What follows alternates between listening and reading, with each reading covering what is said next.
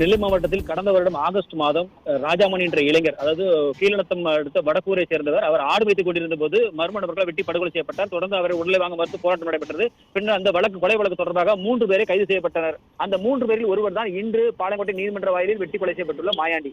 எனவே அந்த கொலைக்கு பழிக்கு பலியாக இருக்கலாம் என்றும் காவல்துறை தரப்பு சொல்லப்படுகிறது. ஏனென்றால் இவர் மீது கொலை மற்றும் கொலை முயற்சி வழக்குகள் ஏற்கனவே நிலுவையில் இருக்கிறது. இந்த நிலையில் ஒரு வழக்குக்காக மாயாண்டி இன்று நீதிமன்றத்தில் ஆஜராக வந்தபோதுதான் தற்பொழுது இந்த கொலை சம்பவம் நடந்திருக்கிறது என்று முதற்கட்ட தகவல் கிடைத்திருக்கிறது.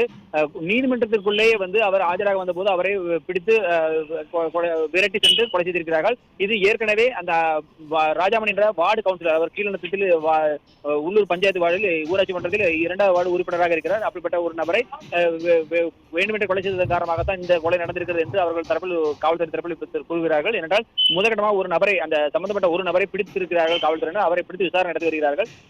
நெல்லையை பொறுத்த வரைக்கும் 2 சமுதாயங்களுக்கு இடையேயான